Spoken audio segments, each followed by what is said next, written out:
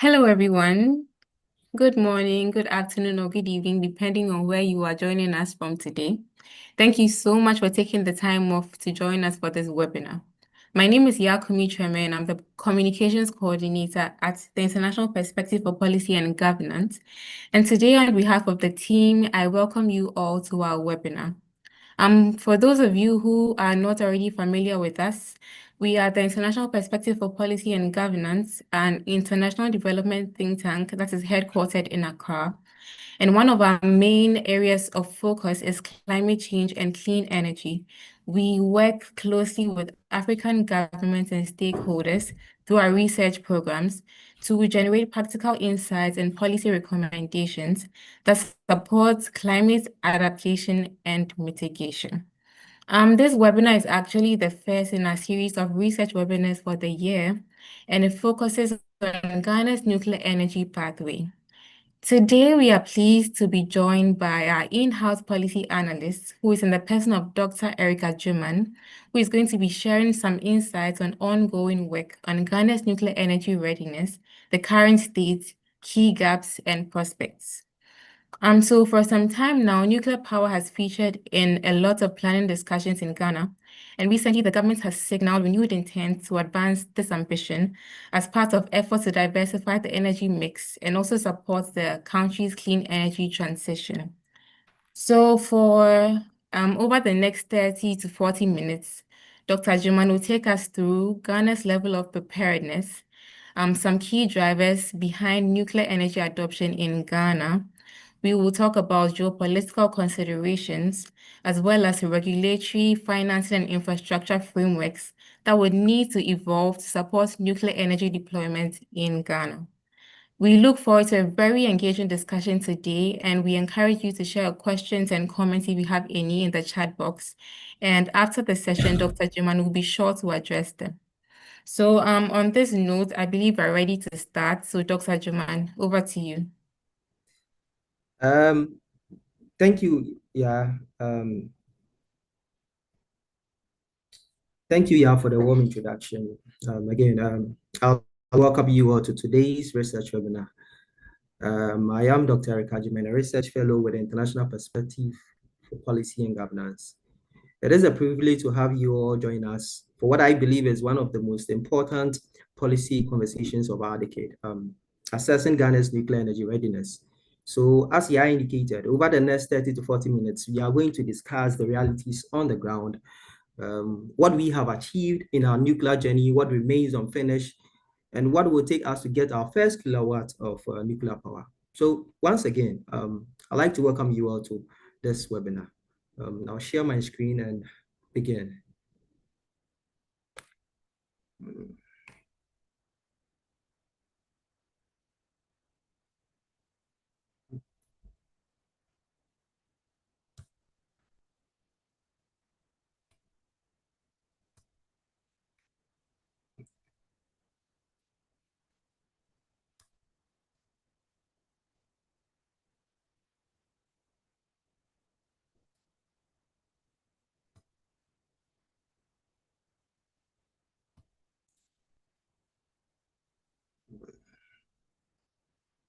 So before we dive into the substance, let me orient you with the structure of today's presentation, because I believe sequence matters.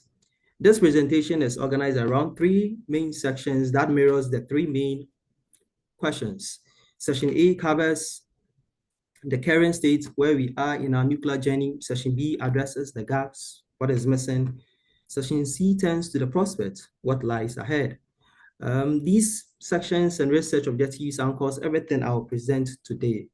My aim is not to be pessimistic, but to be precise, because precision is what actually turns aspiration into a workable plan. Nuclear energy development comes with a dense ecosystem of acronyms, or what you say, abbreviations, institutional names, treaty designations, technical standards, and financial instruments. So this very slide presents the frequently used abbreviations for this presentation. So for instance, you hear a lot of IAEA, that is the International Atomic Energy Agency. You hear a lot of GAEA, that is GAIC, Ghana Atomic Energy Commission, GNPPO, Ghana Nuclear Power Program Organization, GRA, Nuclear Regulatory Authority, NPGen, Nuclear Power Ghana, and so on and so forth. So someone might ask, why is this conversation so urgent in 2026? Why does it really matter now rather than 5 years from now? I believe the answer lies in the convergence of four drivers that have created this window of opportunity and obligation. First, rising electricity demand. Annually, Ghana's electricity consumption is projected to grow at 4.7%. Looking at the chart, from 17,500 gigawatts to 2025. In 2025, demand is projected to reach 55,000 gigawatts by 2040. No, that is more than tripling in 2 decades. Our current generation mix is simply not positioned to meet that sustainably, and nuclear can help with the shortfall. Second, base load reliability problem. 2/3 of our installed capacity comes from thermal plants, gas, diesel, light crude. These are expensive, emission intensive, and exposed to volatile global fuel prices. We need reliable base load anchor, and nuclear can be that anchor. Third, our climate commitment under the Paris Agreement. Ghana has NDC to meet. Nuclear is one of the few technologies that can deliver clean, firm power at scale. Without it, our NDC pathway becomes significantly more expensive. And fourth, the IEA has officially declared Ghana at phase 2 status as of August 2022. The international community has recognized our preparedness. The question now is, will we capitalize on that recognition? To assess our readiness today, we must recognize that Ghana's nuclear engagement is not a recent ambition. It is a 6-decade-long history.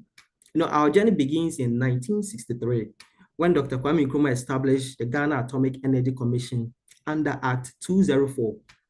In the early 1990s, we took our most tangible technical step, amending GAIC Act to establish the Radiation Protection Institute, and critically, acquiring the Ghana Research Reactor 1, known as GA1, from China with IAEA support. I want you to remember this. Ghana has safely operated a nuclear reactor for over 30 years. We are not strangers to nuclear technology. So moving on, then came what I call the policy renaissance in 2008. Nuclear was integrated into our strategic national energy plan. By 2012, the GNPPO and Nuclear Power Institute were formed. In 2015, Act 95 created an independent regulatory body, the National Regulatory Authority. In August 2022, we achieved IAEA Phase 2 status. And in February 2025, the IAEA IC review endorsed our site selection process. So the lesson is sobering. Like, we have maintained consistent interest across successive governments. But the question is no longer whether Ghana is interested. The question is, how ready are we to proceed?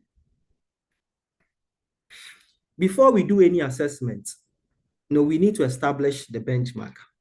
Nuclear development is not something countries simply decide to do. There is a globally standardized roadmap developed by International Atomic Energy Agency, the IAEA, and understanding it is essential for interpreting everything that follows. So in essence, there are requirements for newcomers like Ghana. So these benchmarks are the IAEA milestone approach and the infrastructure review. So what exactly are they? For the IAEA milestone approach, it organizes nuclear development journey into 3 phases. Phase 1 is all about research, feasibility, and making knowledgeable commitment to nuclear future. This is known as the consideration stage. Phase 2, where Ghana sits currently, is the preparatory stage, getting the laws, the financing, the institutions, the infrastructure ready to invite bids. Phase 3 is the construction and commissioning. But here is the critical point. To achieve each milestone, countries must simultaneously address 19 separate infrastructure issues, also known as infrastructure reviews. This include the national policy position, legal framework, and regulatory framework. So if any of these 19 areas is underprepared, the entire program is exposed. A country can have the money but lack the laws. It can have the technological partner but also lack qualified operators. So it can also have the site but also lack the great capacity to absorb the power. So this is the holistic standard by which we will measure Ghana's readiness today. I made mention that we are at phase 2 of the IEA milestone approach. So what does this mean? What this means is that in phase 2, we established the foundations. The national position was declared in 2012. And as part of the national position, each country, each newcomer is supposed to implement an organization institution that will see to it that all the IEA infrastructure reviews are coordinated well. We've also formed the NRA. The NRA was also established by an act in 895 in 2025. And IEA also endorsed our readiness and declared phase 2 in August 2022. So in phase 2, where we are now, significant preparation work is underway. We've been able to complete our site selection, bed capacity is also underway, and workforce development, continues through SNAS. That's IEA and IEA fellowship and also E2 centers, as well as vendor engagement has also been progressed. All of these in phase 2. Phase 3 is construction and commissioning. So after we progress from phase 2, then we move to phase 3. So using the milestone approach and infrastructure review or infrastructure issues, this is how we would assess our status, the gaps, and also what lies ahead. So current state. Now, let us turn to this. I want us to start with this because we have achieved a lot. There is genuine progress to actually acknowledge. Beginning with legal and regulatory framework. Now, we have 5 nuclear-related laws enacted between 1963 to 2025. So moving from the original GAIC Act to Radiation Protection Board and Institute to Act 895, establishing an independent regulatory body in 2025 in the name of Nuclear Regulatory Authority. And also the NPG bill is currently before Parliament. Now on the regulatory side, the NRA, as I indicated, has been operational since January 2016. It completed its first IRS mission in 2024. The February 2025 IC endorsement adds further credibility. And most importantly, there is a clear separation between the regulator, that is NRA, and the operator, that is MPG, as mandated by IEA. On our international commitments, we've ratified the Non-Proliferation Treaty and the Comprehensive Nuclear Ban Treaty. The IEA Safeguard Agreement is also in force, and other additional protocols remain in progress.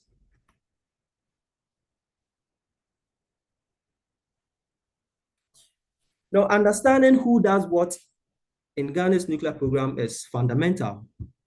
And at the policy level, GNPPO, yes, that's the Ghana Nuclear Power Program Organization, coordinates the program and serves as a primary IEA interface. This is chaired by the Ministry of Energy. I indicated earlier on that as part of our national position, we need to establish an implementation organization. And Ghana's implementation organization to our nuclear power is the Ghana Nuclear Power Program Organization. And basically what they do is that they just coordinate all the program. They just see to it that all the infrastructure issues are dealt with. We also have the NRE, which operates as an independent operator. We have the NPG, which is the owner operator entity. And they implement the project, manage the site, and also engage vendors. Supporting this primary institution is GAIC, which provides R&D backbone and operates the GA1 reactor. The Nuclear Power Institute as GAIC technical research subsidiary, and the Energy Commission, which handles broader sector planning. Now, the institutional architecture is well defined, but what remains a problem has to do with the interagency coordination, and that has really been pointed out by IEA when they came on their first mission.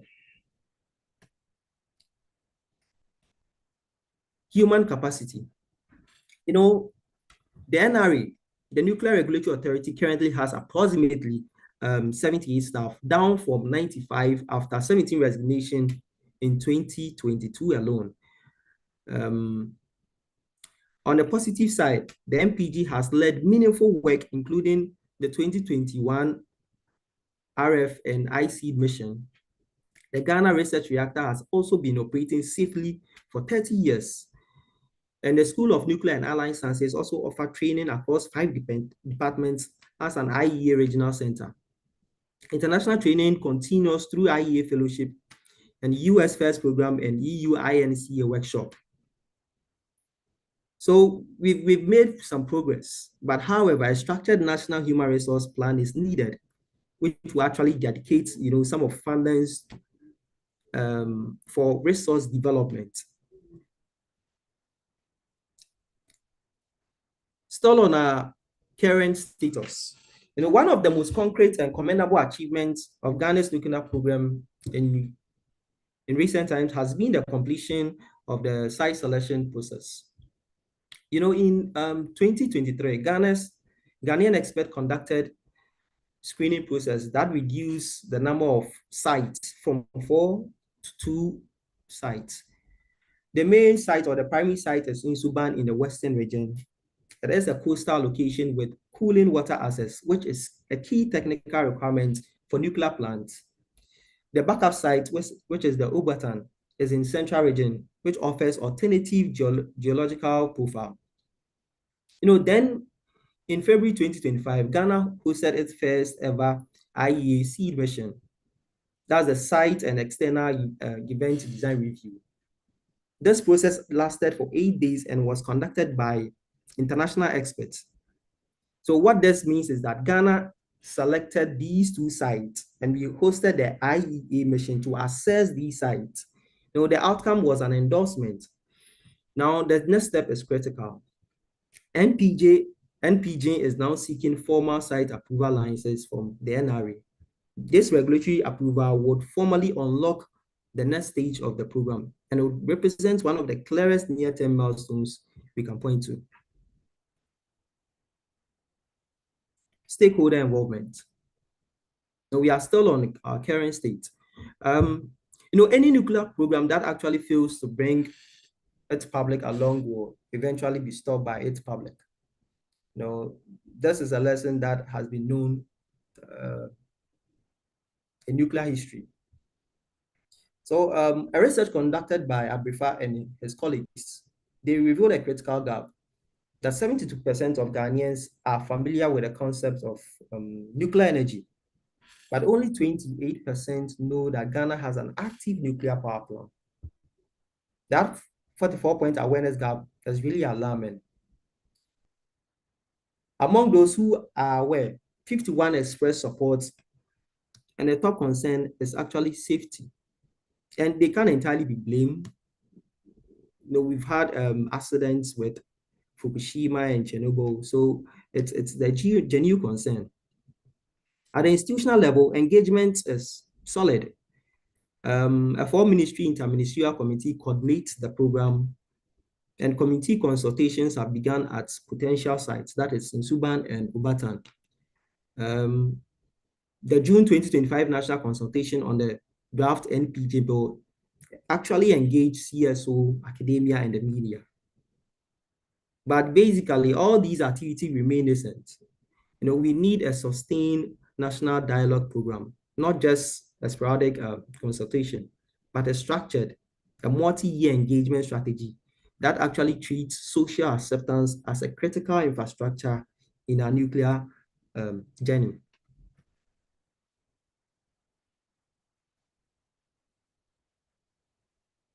Now, gaps. Vendor engagement and international partnership. Ghana has made substantial progress on vendor engagement front. In 2021, Ghana issued a request for information to the international nuclear vendor community. 5 countries responded: the United States, China, France, South Korea, I think Russia. By February 2025, Ghana had shortlisted 2 vendors representing very different technology and financing approach. The first vendor is the Chinese National Nuclear Corporation of China, proposing a large reactor of 1,200 megawatts. And mostly their financial model is build, operate, and transfer, BOT, which sometimes include local equity participation. And a framework agreement, not a signed contract, a framework agreement was agreed on. The second is NuScale and Ragnum of the United States with Japanese construction partners. They are actually proposing the Voyager small modular reactor. And with them, their financial model is mostly public-private partnership. Again, not a signed contract, but a framework agreement, has been agreed on.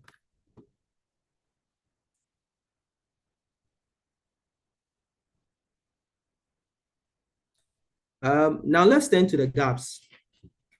I want to be clear why this session matters. Understanding what we have achieved is important, but understanding what we have not yet achieved is what determines whether this program will succeed or it will stall. So the first and foremost immediate gap is legislative and regulatory. I made mention that we've made progress, when it comes to legislative and regulatory, the GAIC Act, the NRA Act, and all that. But there are gaps. Okay? We cannot sign a commercial nuclear contract without nuclear liability law, what some people call the third party liability. Without this legislation that defines and caps financial liability, in the event of any accident, no international vendor can insure such risks. And this legislation is not yet enacted. Now, equally critical is the absence of the spent fuel and radioactivity waste management law.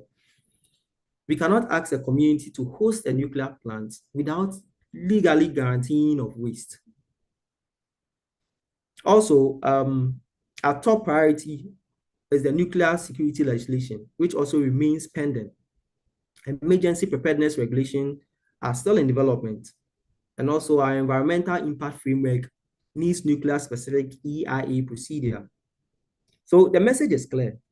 Without critical legislation on liability, waste management, security, international financing institutions will not commit any capital. So these are preconditions necessary for the deployment of nuclear in Ghana. The second gap I would like to talk on is the technical and human capacity. And it is the numbers problem with real consequences. So fewer than 50 engineers in Ghana today are power program ready. The NRA is basically under-resourced.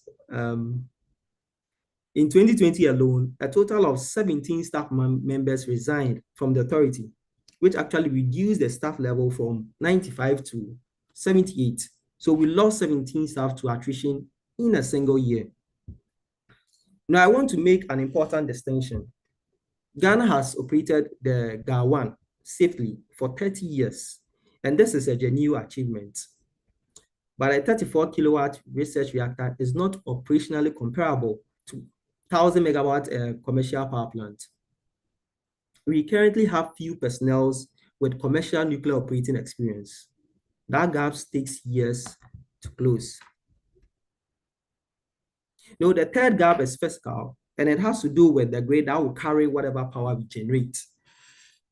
With the IEA, they have this 10% rule that actually states that no single plant should contribute more than 10 to 15% of the grid total capacity. Ghana's installed capacity is approximately 5,200 megawatts. So a 1,200 megawatts large reactor would represent 23% of our grid, which is dangerously above the IEA guideline, the 10% rule here. So if we go ahead with a large reactor, then we need to beef up our grid. We probably would have to add, let's say, a 330 kilowatt corridor from Insuban would be required here.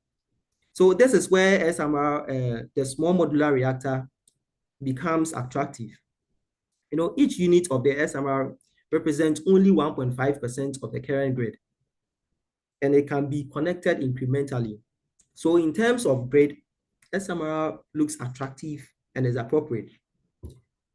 So in all this, that being said, the broader great health is also concerning. It was reported that ECG distributional losses is also at 32%. Okay, so these are the realities within which any nuclear addition must operate.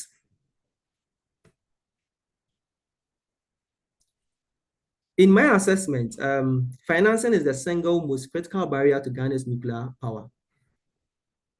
So a single unit of a large reactor costs an estimated 5 to 10 billion US dollars. The small reactors is around 1.3 billion US dollars. Now, place those numbers in context. We have zero dedicated nuclear financing fund, no formal vendor signed contracts, no parliamentary approval process initiated for the project, and we have no sovereign guarantee framework. The energy sector already carries billions of legacy debt. But I think there is hope. There is hope in how we actually finance our nuclear projects, because there are multiple financing models. We have the vendor state, the BOT arrangement, the export credit agencies, and the newly available World Bank pathway. I think we'll be discussing that shortly. These are not mutually exclusive. They can be combined. But first, we need a dedicated financing strategy. Currently, that strategy does not exist.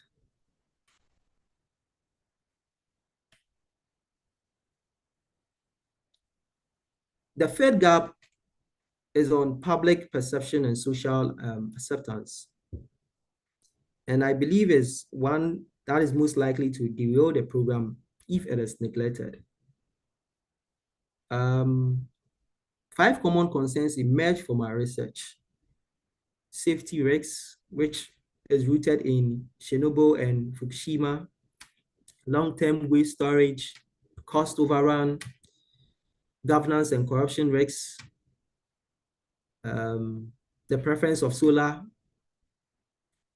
Each has legitimate answers, but those answers have not been systematically communicated.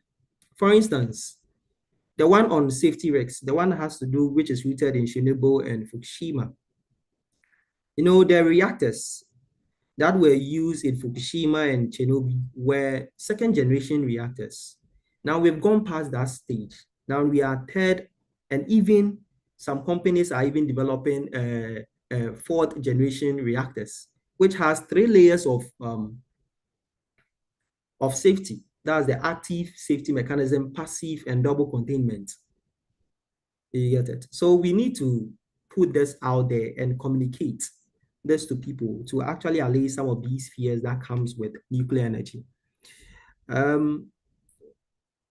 Stakeholder engagement status, there's limited awareness, minimal parliamentary debate when it comes to nuclear. There's less opinion surveys here and there. When it comes to nuclear, most countries adopt, decide, announce, and defend approach. And this actually leads to a lot of delays or even cancellation. Social license is not a communication exercise. It is a governance requirement. So we must treat public engagement as a critical infrastructure. Now, prospects. So now, having discussed our current state and our gaps, we turn to this section, prospects. We want to look at what lies ahead. Ghana does not need to invent nuclear development from the scratch.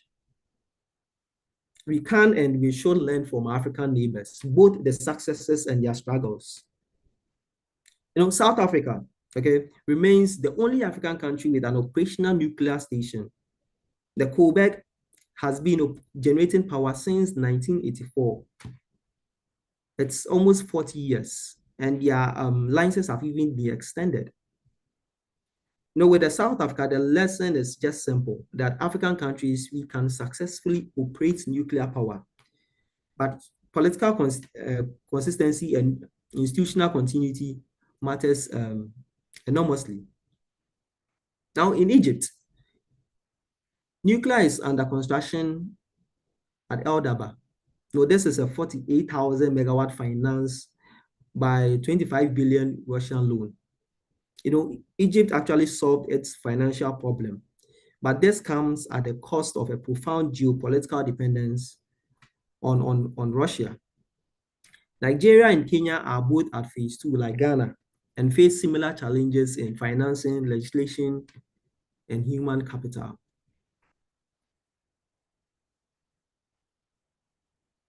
Technological options for Ghana.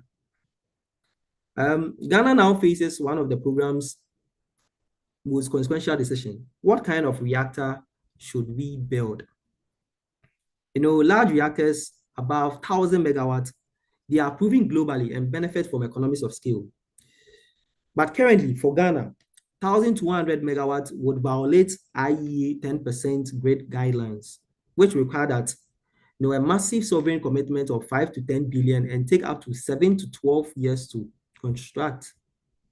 Now, looking at the small modular reactors, they offer a different profile. Lower capital costs, manageable grid integration, shorter projected construction time, and stage financing with revenue starting at the first model. However, the problem with SMR is that they have not been deployed commercially.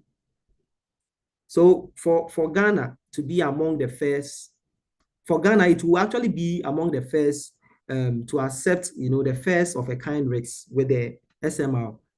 But I believe with the SMR, if you take that kind of risk, it is worth taking, considering the benefits of the small reactors to the large reactors. And we can even take a cue from UAE. They were the first to actually commission and operate a reactor from Korea. And they've been doing so for some time now. So this actually proves that newcomers, similar to Ghana, can successfully commission new technology with the right partners and right financial model. So I made mention of the financial gap. Now let's look at some of the financial models that are available to Ghana. There is the vendor state financing, which I call the Egypt model, because that is what Egypt is using currently.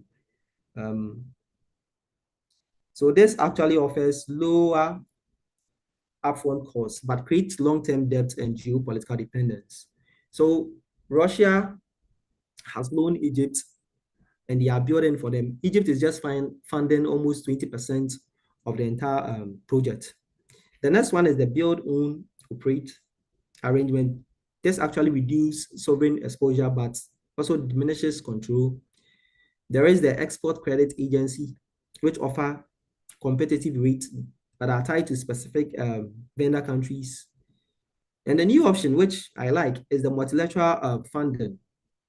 The World Bank and IE announced a policy shift, in 2024, making them eligible to support nuclear power projects for the first time in decades. The last time they actually funded any nuclear project was in 1969, and it was one in Italy.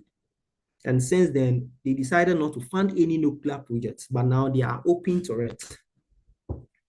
So I believe that we shouldn't just go in for just one financial model.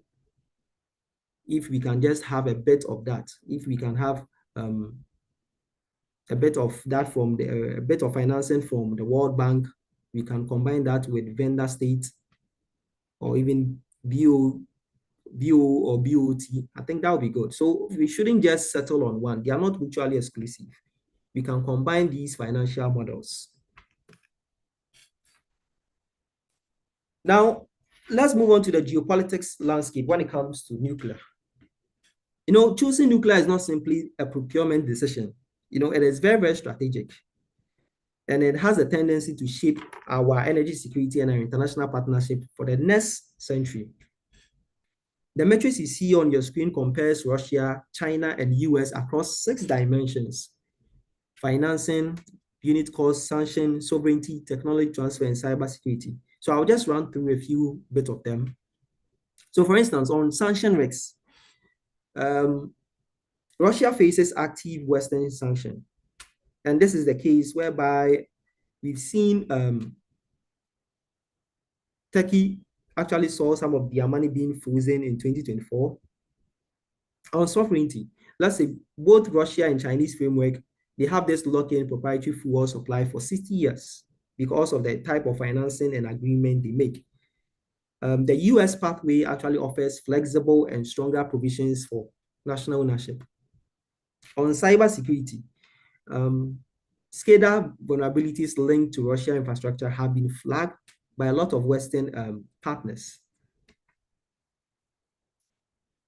What does this mean for Ghana? For Russia, they had an issue with Iran where delivery was actually halted over payment disputes. And I did mention of Turkey's 7 billion nuclear asset frozen in Western sanctions. For China, Zambia's debt default was linked to BRI borrowing. And we have Sri Lanka's Hambantota port was also transferred to China's ownership under the debt for equity swap.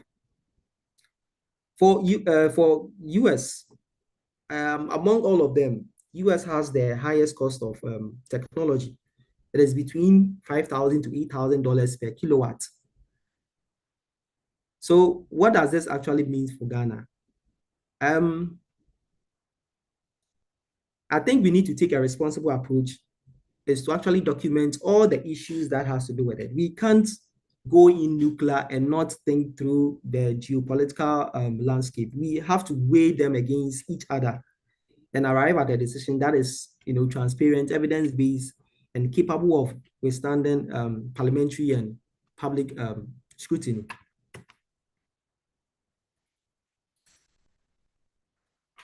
Now, let me address the question everyone wants answers. When will Ghana actually have nuclear power? So we came up with these 3 scenarios for each technological pathway. For large reactors, the optimistic case, assuming rapid financing and an experienced vendor, yes, it puts first power between 2034 to 2036. The moderate scenario, which accounts typically for newcomers' delay and grid upgrade, it actually pushes that to 2038 to 2040. For the delayed scenario, if financing stalls or regulatory bottleneck emerges, we are looking at 2041 or beyond. For the SMR, that's the small modular reactors, the optimistic case places power between 2031 and 2033. But this assumes that a special purpose vehicle is formed quickly, and the first of a kind plant is built elsewhere first. The moderate scenario puts it at 2033 to 2035. And the delayed, we are looking at 2036 onwards. Initially, GNPPO had a target of 2030, and this was actually revised by MPG to 2034. So realistically, our first nuclear power is not likely before the late 2020, under the best conditions and technology. So anyone suggesting 2030 is not really accounting for the realities of the ground.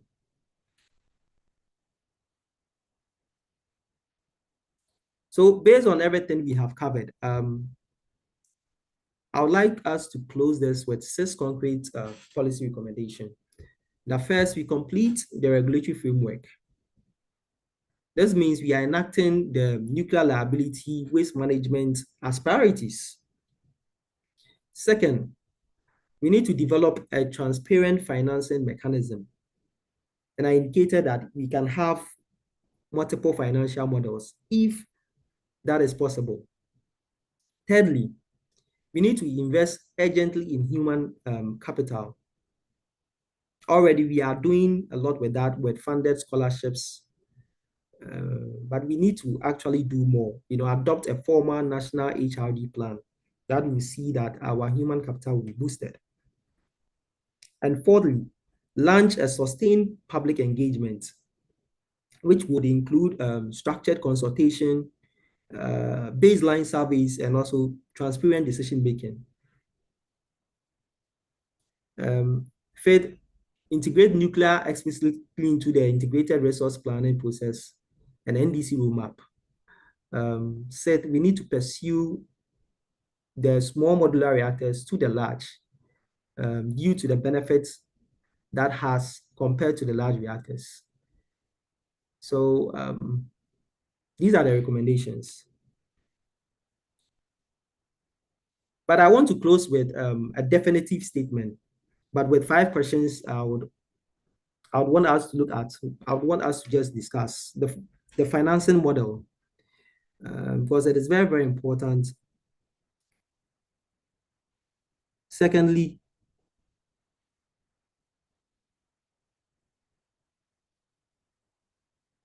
the second question is about energy transition balance and how should policymakers balance nuclear ambition against rapid declining costs of solar and battery storage.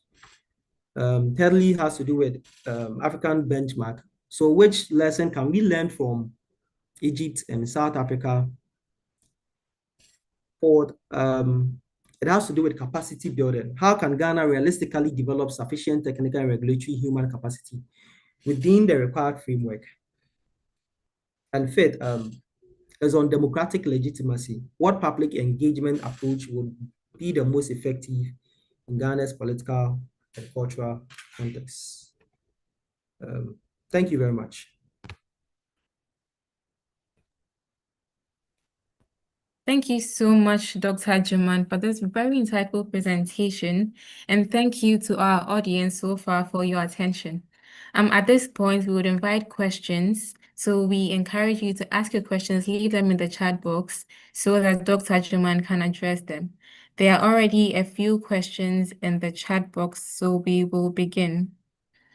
The first question says, would you say the nuclear institutional architecture being fragmented can slow decision making? Would it be prudent for these institutions to be consolidated into one, except for the regulator, to ensure some form of independence? Dr. Juman. Okay.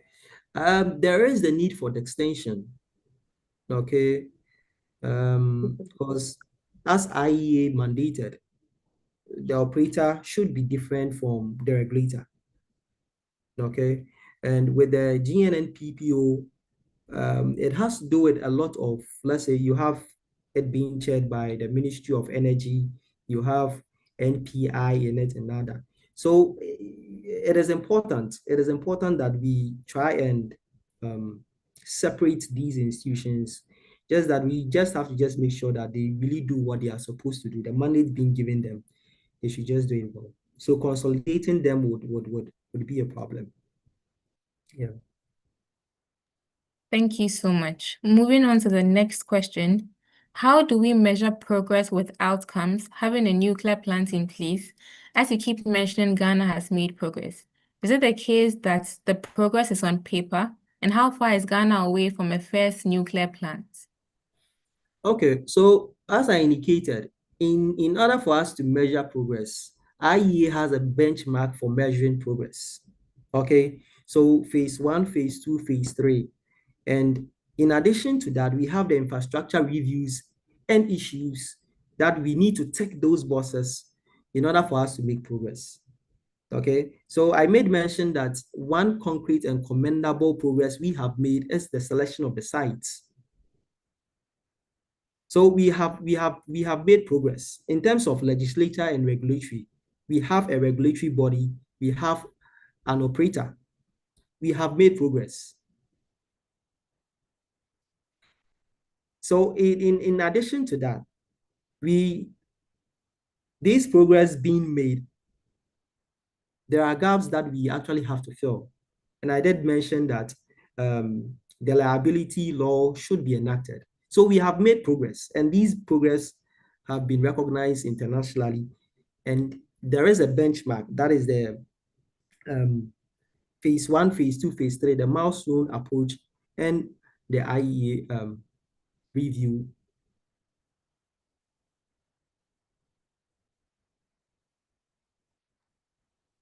Okay. Just for those who also still have questions, you are free to ask your questions in the chat box or leave your comments if you have any comments. Moving on to the next question. If finance is the single major challenge, as you mentioned, for nuclear, where do you see financing coming from in the near term for Ghana's first nuclear power plants, be it SMR or large reactors? Would it be the private sector, government's own funding, or from the World Bank? If so, what must Ghana do to get this funding? Let's bear in mind that the World Bank's decision could largely and likely please Donald Trump and may never materialize. Yeah. So financing is a problem for most African countries embarking on nuclear journey. For Kenya, for Nigeria, and you know, the states really can't fund this, especially even if you go in for, let's say, a large reactor. So it will be very difficult for the state to actually finance it, considering our GDP and all that. So we would need help, and help comes in different forms.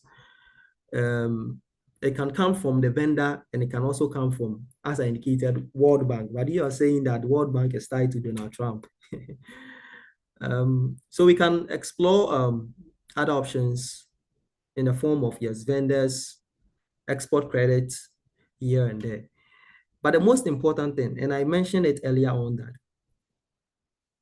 if, for instance, it is 100%, can we have a financing structure whereby we can have vendor, let's say, 20, we can have private 20, we can have export credit 20, we can have World Bank 20. So with that, no one has total sovereignty with regards to our nuclear plant. It is a problem. It is a difficult one, but I think if we spread it, it would really help. Yeah. Thank you so much, Dr. Juman. The next one is more of a comment, but it has a question at the end. So I guess a large nuclear plant is out of the question for Ghana, as I don't believe Ghana has the capacity for 1,200 megawatt power plant in the near time. SMRs are the best option, which makes the US a likely partner. Is the US or China offering SMRs as well? As it stands now, we don't actually know what they are offering, but the Chinese are known for large reactors. But in recent times, they have started developing SMRs. Okay, the US, we know that they are they are all about SMRs.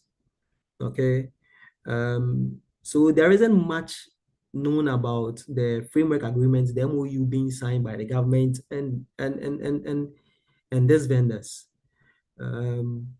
But as you indicated earlier on, from where I sit, I think SMR will be the best. Will be the best for us, considering our great infrastructure, um, and yeah, our great infrastructure and the financing bit and all that. Yeah.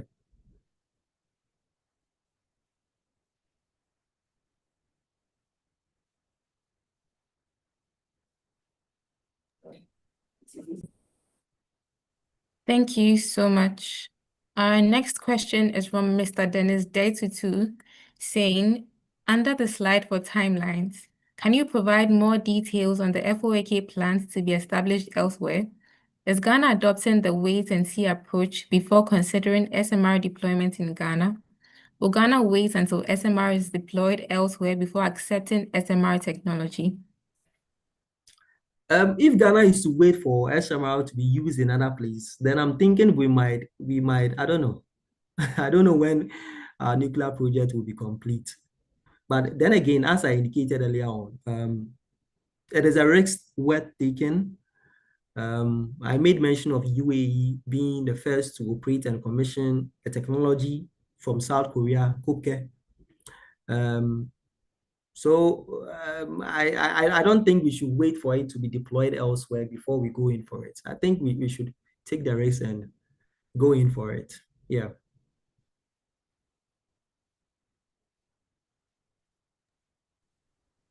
The next one has a commendation for Dr. Juman saying thank you for the presentation and asking, given all the complex process for nuclear, why should we consider nuclear? Can't other alternatives step in for nuclear if the idea is clean energy? Gas is also a clean option for an African country. Yes, but the gas is expensive. Gas, it responds to price volatility and here and there. Gas, light crude, these are expensive. With nuclear, building it can be expensive, but maintaining it becomes a bit cheaper. And it gives us alternative to all this. So why don't we just go in for alternatives, okay? An alternative with a reliable base load, and in the long run is cheaper than the rest, as in i.e. gas and the rest. Yeah. So that's what actually make nuclear attractive. What is the current status of Ghana's nuclear cooperation engagement with Russia? What technology option is Ghana considering under a Russian nuclear power program choice? So with the request, when we actually made a RFI, we opted for two, China and US.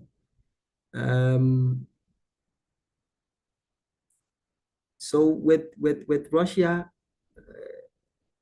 for now, it doesn't look as if they are part of the conversation when it comes to building large nuclear plants. But there is an offer from Russia for a type of nuclear that actually combines that with solar, and that actually rests in water. I think that offer was actually being given to the ministry. But as it stands now, it seems it's about Russia, it's about US and China. Yeah. And particularly I have a problem with Russia's financing, the one that Egypt is using, the vendor financing.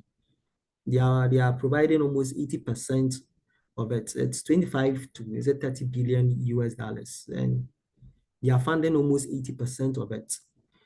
And Egypt is supposed to account for make the 20%. And with that, I find it a bit strange and a bit dangerous. It's like you're locked in with Russia for a very long time, because they would have to supply you fuel as part of the agreement. So for, let's say, 60 years, a century, you'll be in bed with Russia. I find it a bit dangerous. So um, I agree with the ministry, in going in for China and USA. Yeah. Our next question is from Mr. Owusu asking, if we take out financing, what are the other present gaps if we have to sequence them? What are the other present gaps if we have yeah, to put them in sequence? in terms of financing? If we take out financing, so aside Okay. financing, what Okay. else are we? Yes.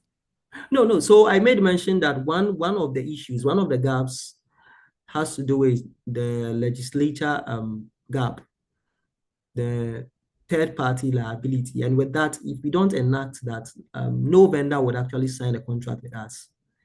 And also with regards to the waste management, these two are very, very important that we need to quickly enact them before we can even proceed with any contract signing here and there. So I think legislative it's important. We need to prioritize that and get that done. Yeah.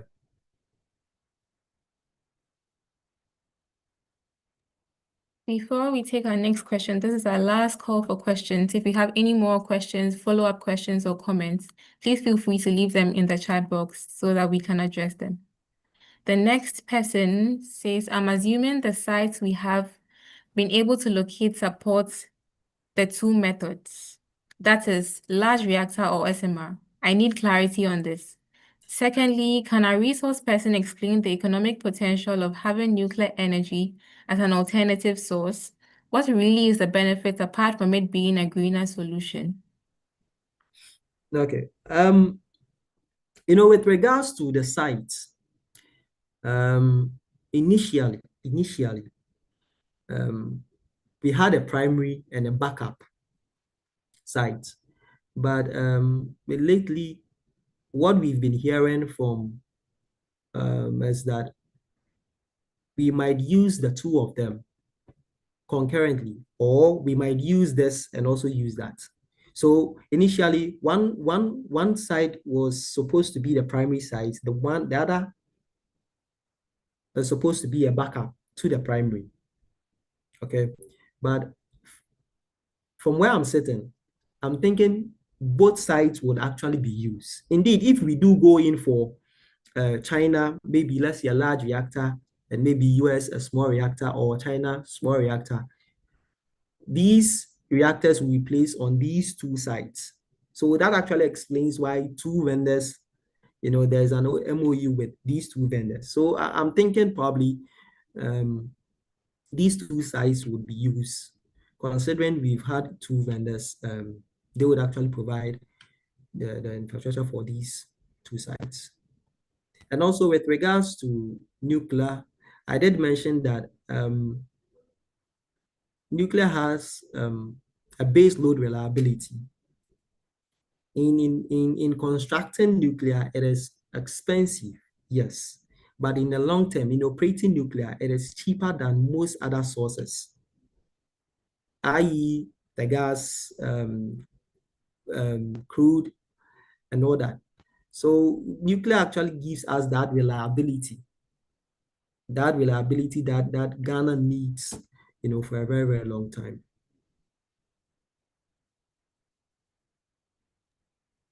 Our next question is again from Mr. Detitu asking, has the government of Ghana indicated any timelines on the passage of nuclear laws or regulations, that is, the regulatory gaps indicated in the slides, to facilitate its nuclear power program? From where I'm sitting, no, there is no timelines as to when these laws will be passed, but we are hoping it will be, so that we can actually get this underway. Yeah. Mr. Ben Gallagher says, great question on the economic benefits. What are its job creation potential across the value chain as compared to a large solar farm or wind farm? Nuclear will create jobs for the investing countries and less for Ghana. Okay, so with that, it depends on the vendor.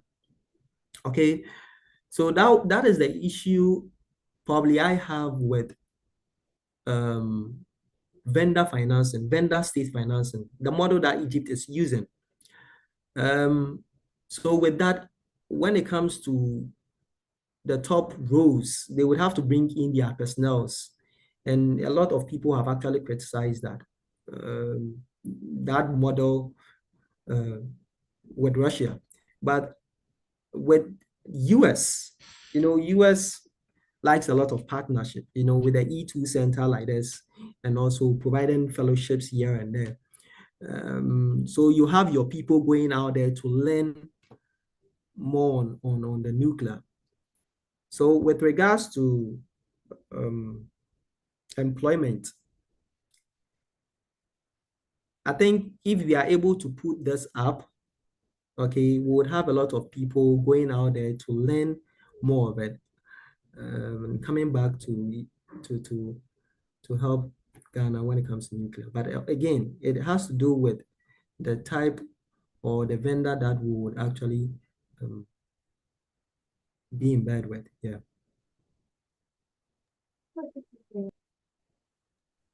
Where does youth inclusion and the role of youth fall within these conversations and policy implementation? Where does Where does youth inclusion and the role of youth fall within these conversations okay, and policy implementation? okay. So where does the youth again with regards to the employment? So the School of Nuclear and Allied Sciences is in partner with Legon and GAIC. So they are all together. Uh, So they have a lot of courses rolling out, and they have a lot of youth churning out from some of these programs. So I think on that part, yes, that is how it will be of benefit to the youth. Yeah. Renewables are cheaper across all LCOEs in terms of cost per kilowatt hour, and nuclear doesn't come close.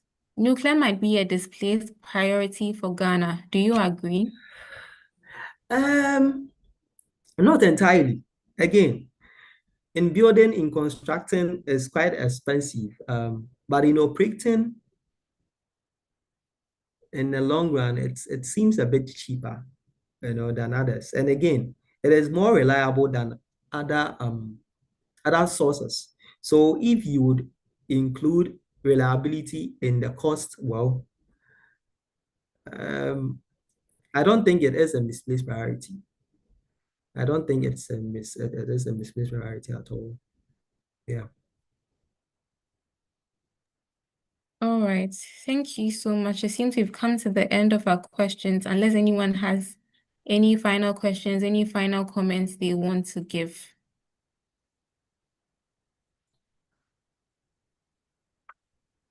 Okay, one question. If you include batteries, the reliability argument is cancelled. Not a question, a comment, actually. If we include batteries, the reliability is cancelled. So what if, well, we are in the tropics? So it's understandable. Yeah, I agree. I agree. Okay, it looks like we have come to the end of our question and answer session. So, Dr. German, do you have any final words, final remarks before we get to the end of this webinar?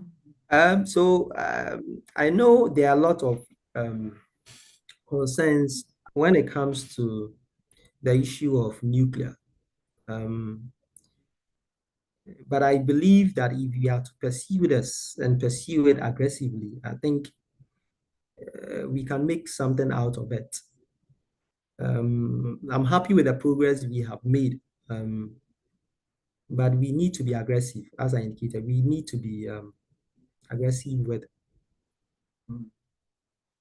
how we are pursuing this. Nuclear over the years, in previous times, where when we think of nuclear, we just think of destruction, we think of this, we think of that. But it has changed in a couple of years. And I think Ghana would really benefit if we are to join the nuclear train.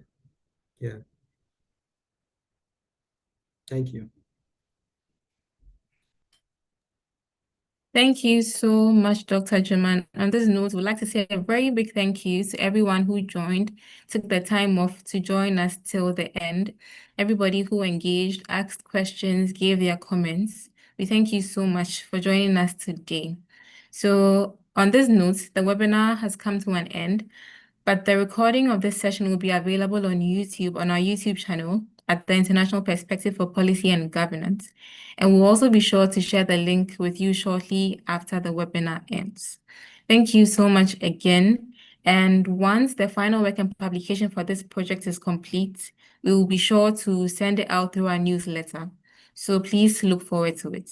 Thank you so much for your time. Thank you for being with us, and enjoy the rest of the day. Bye.